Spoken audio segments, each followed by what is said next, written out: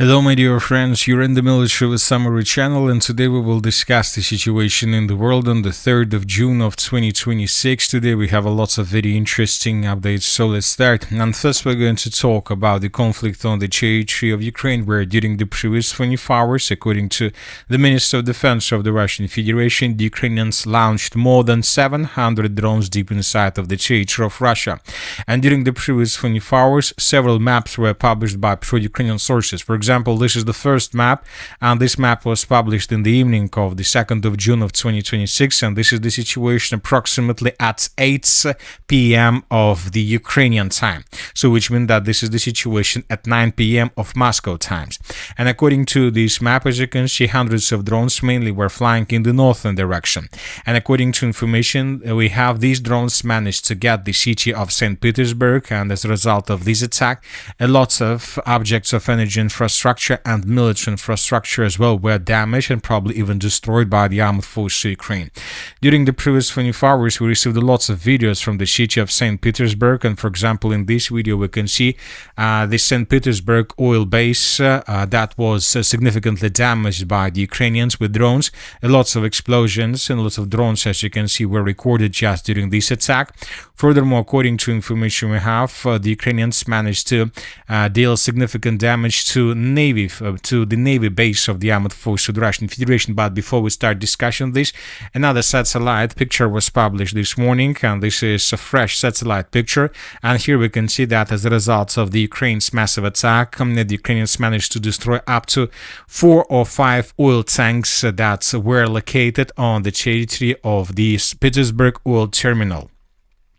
Another important thing, as we discussed, the Ukrainians attacked and damaged not just this oil terminal, but also the Ukrainians were tasked to deal significant damage to the Navy fleet of the Navy of the armed forces of the Russian Federation. And according to information we have, the Ukrainians managed to deal significant damage to the corvette Boyki. So this is a very important ship of the armed forces of the Russian Federation, because the Russians used to use this corvette Boyki with the purpose to supply and to support ships of the Shadow fleets that go from the area between through Baltic Sea and Northern Sea. So the Russians used this corvette Boyki with the purpose to support the Russian Shadow fleet before the Shadow fleet enters the open sea. So that is why the Russians most likely will not be able to use this corvette for a very long period of time. And this video was published by pro-Ukrainian sources, and here we can see how exactly the Ukrainians were attacking this corvette Boyki. So as you can see, this corvette Boyki was in the dock, which means that the Russians were maintaining, probably repairing this ship after this ship was moving and was in the open sea.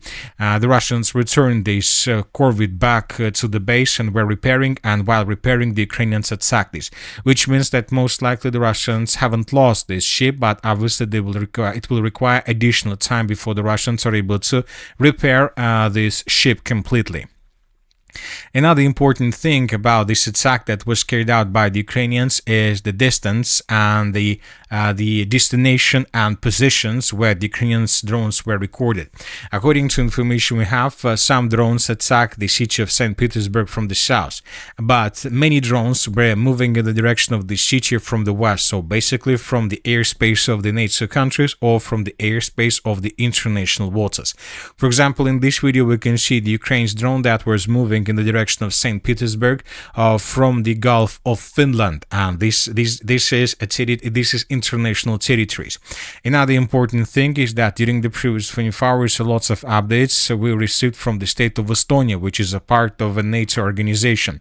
According to information we have, air raid alert issued for 6 countries in Estonia overnight during Ukraine's massive attack on northwestern parts of Russia and St. Petersburg. So there are very high chances that the drones of the armed forces of Ukraine were using the airspace of NATO countries with the purpose to attack the city of St. Petersburg. Another important thing worth attention is that, according to information we have today, the Russians have a very big economical forum on the territory of St. Petersburg, and basically the Ukrainians were attacking the city of St. Petersburg during this forum opened, and this is a very important forum for the Russian Federation. And obviously, this is not just another massive attack carried out by the Ukrainians. This is something like an attempt from the Ukrainian side to humiliate the president of the Russian Federation, Vladimir Putin. Of course, when talking about all these videos, all these attacks, the first things that comes to our mind is the question when the Russians are going to strike back. And of course, many people expect that the Russians would strike back maybe even this evening between the 3rd and the 4th of June of 2026, but most likely this won't happen because according to information we have, the Mark Rutte air defense system arrived in Kiev, and during the day he was in Kiev with Zelensky. They were talking lots about the special military operation. They were talking lots about the future of the conflict, and telling the truth, both Zelensky and Mark Rutte made lots of very very bad statements. So basically they were insulting the president of the Russian Federation, more precisely, and the entire military campaign. Lots of statements of these like this were made, but the thing is that the Russians most likely will not attack the city of Kiev while the Mark Rutte air defense system is located here, and while the Russians have this International Economical Forum, which most likely ends on the 5th of June of 2026 with the statements, big speech of the President of Russia. According to information we have, the President of Russia is going to make a lot of statements on the 5th of June of 2026, and probably on the 6th of June of 2026 the Russians will begin their retaliatory strikes. So, of course, let's wait and see how the things are going to develop next, but obviously this is the biggest escalation of 2026 and probably since the beginning of the special military operation. Now let's move further and let's discuss the situation through the southern regions. According to information we have, the Ukrainians were attacking these territories as well. The Ukrainians used less drones, but despite the fact that Ukrainians used less drones, they managed to deal significant damage. The sources reported about explosions on the territory of the city of Melitopol. The pro-Ukrainian sources reported that some factory or some industrial zone was damaged or even destroyed as a result of attacks. Some plants for civilian purposes. Furthermore, we had a report that the Ukrainians attacked the city of Jankoy. As for the city of Jankoy, the Ukrainians attacked the railway station on the territory of the city, and as you can see, as a result of attack, a civilian train was significantly damaged without probably any chances to fix it or to repair it. Furthermore, according to information we have, the Ukrainians attacked the settlement of Yanakiev, and as a result of attack, a civilian bus was damaged with FPV drone of the armed forces of Ukraine.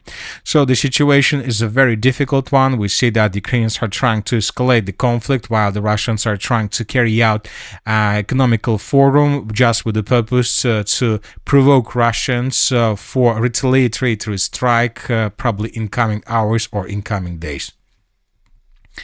Now let's move further and let's discuss the situation on the ground. During the previous 24 hours, we received lots of very interesting updates. And first, let's talk about the Kostiantynivka direction. Additional changes on the ground were recorded, and these are the changes on the ground. This is the end of the 1st of June of 2026.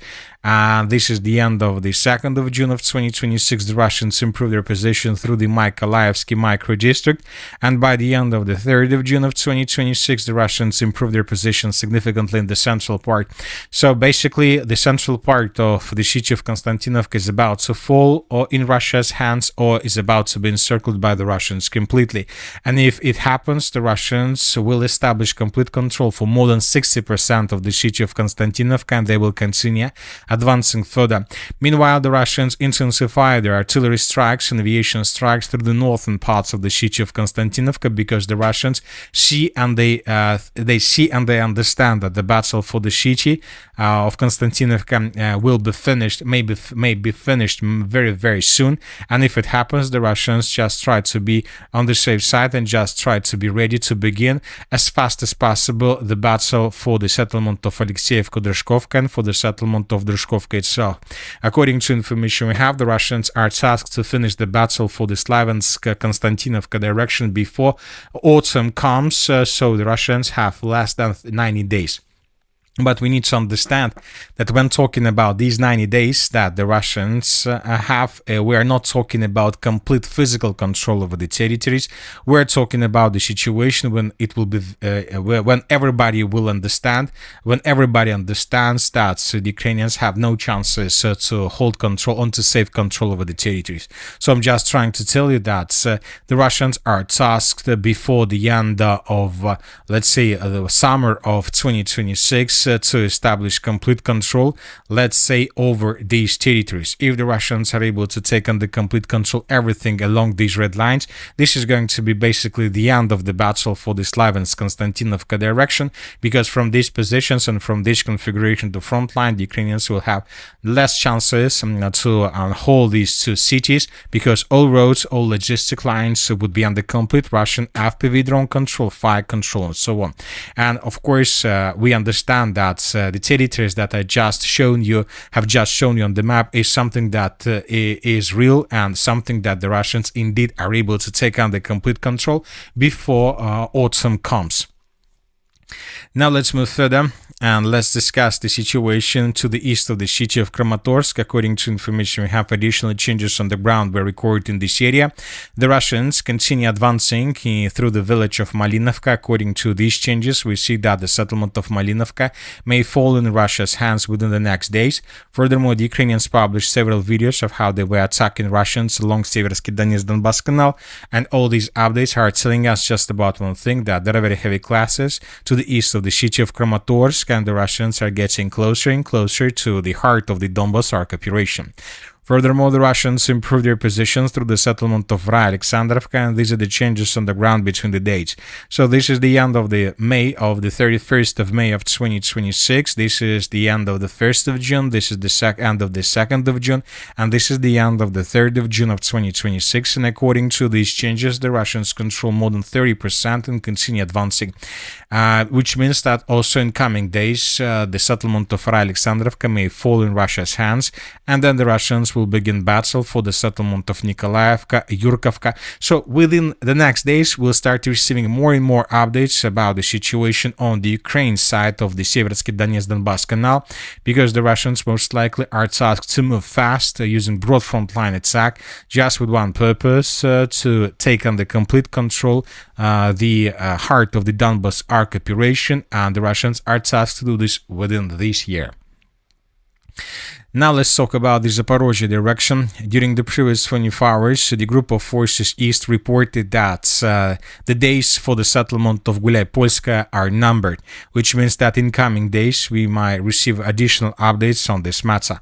Most likely during the 5th or the 6th of June we will receive report about complete control over the village. The Russians continue advancing, and the Russians, as you can see, intensify their FPV drone activity through the Orekhov agglomeration. So as you can see, the Russians are also tasked during the summer military campaign to establish complete control over the Orekhov agglomeration and to begin their preparation before the battle for the city of Zaporozhye. So the cities like Orekhov, Kostiantynivka, Drushkovka, Liman, Kupiansk, and the south and Kupiansk direction are the territories the Russians are tasked to take under complete control during the summer military campaign. Of course, let's wait and see whether the Russians are able to do this or not, and let's discuss the northern directions. According to information we have, the Russians improved their positions also through the northeastern part of the Kharkiv region. The Russians, as you can see, are moving towards the road between Petroivanovka and Kolodezny and Grigorovka. The Russians are attacking in the area of Odradnaya, Novovasilievka, Figulivka, and the changes are huge, as you can see, and most likely the Russians will continue advancing. As for this direction, the Russians are tasked first of all to take this road under complete control, and if Russians take this road under complete control, this can start causing damage to the Ukraine's logistics further in the northeastern direction. Meanwhile, the Russians continue improving their positions along the river of Volcha in the area of the settlements of Karaichny and Volovka. We expect in coming days reports about the situation in Agrimovka. Probably within the next 4 or 5 days, the Russians will announce complete control over this territory, and during the same period of time, we expect additional changes on the ground along the river of Volcha in the most northeastern direction. The days for these villages also are numbered. Another important area is the Kazachia, Lopan, Zolochiv direction. These days, we start receiving lots of updates from this area. The Russians began offensive operation and are currently, according to different sources, first sabotage and reconnaissance groups of the armed force of the Russian Federation answered the settlement of Kazachia, Lopan, and the clashes have begun. Furthermore, the Ukrainians announced the evacuation of these territories. It seems that Ukrainians are planning to bring additional forces in this direction with the purpose to stabilize the front line and not allow the Russians to continue advancing further. As we can see, the Kharkiv direction is one of the most important directions for Russians for 2026, but everything that we can see through the 2026 are the preparation before probably a major battle for the city, which most likely will start in 2027. As for the Sumy direction, these days we also receive changes on the ground. The Russians continue advancing in the Krasnopolye direction, and the Russians continue advancing in the Velika Rybitsa direction. These days the Russians use artillery and aviation. Lots of strikes and attacks were recorded, carried out by Russians.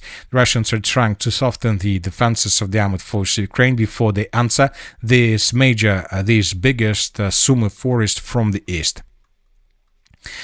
And that's it for today. The Military Summary channel reminds we condemn any violence in the world. Thank you for your watching. Subscribe to my channel, put your likes, join my Patreon, and have a good day. Bye-bye.